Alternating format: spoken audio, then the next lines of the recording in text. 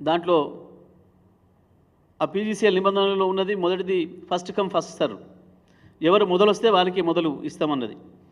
దాన్ని దృష్టిలో పెట్టుకునే ఆనాడు రాష్ట్ర ప్రభుత్వం మా విద్యుత్ అధికారులు వెంటనే పీజీసీఎల్ లైన్ను బుక్ చేసుకోవడం జరిగింది.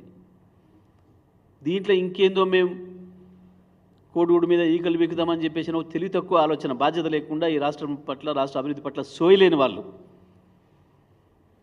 ఆనాటికి ఇంకా తెలంగాణ ద్రోహులకు ఏజెంట్లుగా మిగిలిన వీళ్ళు తెలంగాణలో కొంతమంది మొదలుపెట్టిన దుష్ప్రచారంలో భాగంగా ఆ వాదన తీసుకొచ్చిండ్రు. అది తప్పు అనే విషయాన్ని కూడా నేను వారికి స్పష్టంగా తెలియజేసిన. ఛత్తీస్గఢ్ విద్యుత్ ఒప్పందం కూడా పీజీసీఎల్ లైన్లో మనం వాటా కొనుగోలు చేసుకోవాలి అంటే, బుక్ చేసుకోవాలంటే ఆ ప్రాంతం నుంచి మనకొకరు విద్యుత్తులు ఇస్తాము అని చెప్పి ఒప్పందం ఉండాలి, ఏదో ఒక ప్లాంట్ నుంచి. కాబట్టి ఈ రెండు ఒకదానికొకటి అవినాభావ సంబంధం ఉంది. పీజీసీఐలో వాటా కొనాలంటే తప్పకుండా విద్యుత్ ఒప్పందం ఒకటి ఉండాలి. విద్యుత్ అవసరం ఉంది, ఆ లైన్లో వాటా అవసరం ఉంది, రెండు అవసరం ఉన్నాయి. కాబట్టి ఈ రాష్ట్ర ప్రయోజనాల రీత్యా, ఆ రాష్ట్రంలో ఆనాడున్న అత్యవసర పరిస్థితి రీత్యా ఇవి రెండు కూడా న్యాయమైనవి.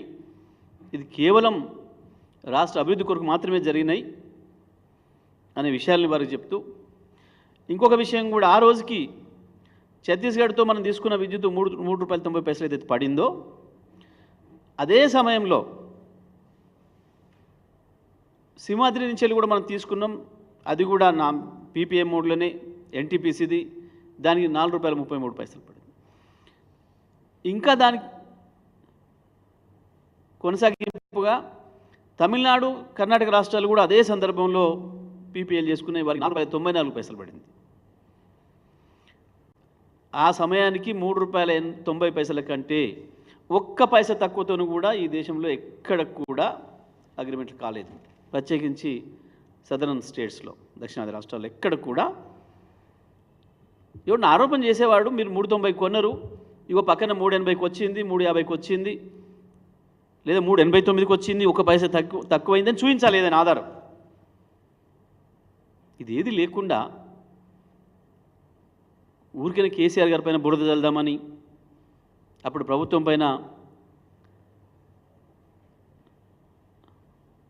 ఏదో బ్లాక్ స్పాట్ వేద్దామని, ఇది కేవలం తెలంగాణ అభివృద్ధిని ఓర్వలేని వాళ్ళు చేసిన కుట్రలో భాగం తప్ప ఇంకోటి కాదు అనే విషయాన్ని కూడా వారికి చెప్పడం జరిగింది. ఇంత స్పష్టంగా ఉన్నాయి వాస్తవాలు అనే విషయాన్ని కూడా వారికి తెలియజేయడం జరిగింది. అదేవిధంగా భద్రాద్రి సబ్ క్రిటికల్ టెక్నాలజీ అని మాట్లాడుతున్న వాళ్ళు నిజంగా వాళ్ళు సోయి ఉంటే ఇవాళ ఏం జరుగుతుందో ఈ దేశంలో ఒకసారి చూడాలి. సబ్ క్రిటికల్, సూపర్ క్రిటికల్ టెక్నాలజీలకు సంబంధించి అసలు ఇవాళ సబ్ క్రిటికల్ టెక్నాలజీకి సంబంధించిన చర్చ అర్ధరహితమైపోయింది. ఈ మధ్యకాలంలో కేంద్ర ప్రభుత్వం సూపర్ క్రిటికల్ టెక్నాలజీతో వచ్చిన ప్లాంట్ను కూడా 50% PLFతో నడపవచ్చు అని చెప్పేసి మేమో ఇచ్చింది, నడపాలి అని. అంటే ఏంది, 800 మెగావాట్లు పూర్తి స్థాయిలో విద్యుత్ ఉత్పత్తి చేస్తేనేమో బొగ్గు కొంచెం తక్కువ కాలుతుంది, ఫ్యూల్ కొంచెం తక్కువ కాలుతుంది, తక్కువ ఎమిషన్స్ వస్తాయి. ఆ రోజు పెట్టింది దానికే. కానీ ఇవాళ ఏం జరుగుతుంది, కేంద్ర ప్రభుత్వం ఇచ్చిన మెమో వల్ల దాంట్లో 400 మెగావాట్లే ఉత్పత్తి చేస్తే ఇక ఆ టెక్నాలజీకి అర్థం లేదు. సబ్ క్రిటికల్ టెక్నాలజీ వల్ల ఏం ఎమిషన్స్ వస్తాయో దీనివల్ల కూడా అంతే వస్తాయి.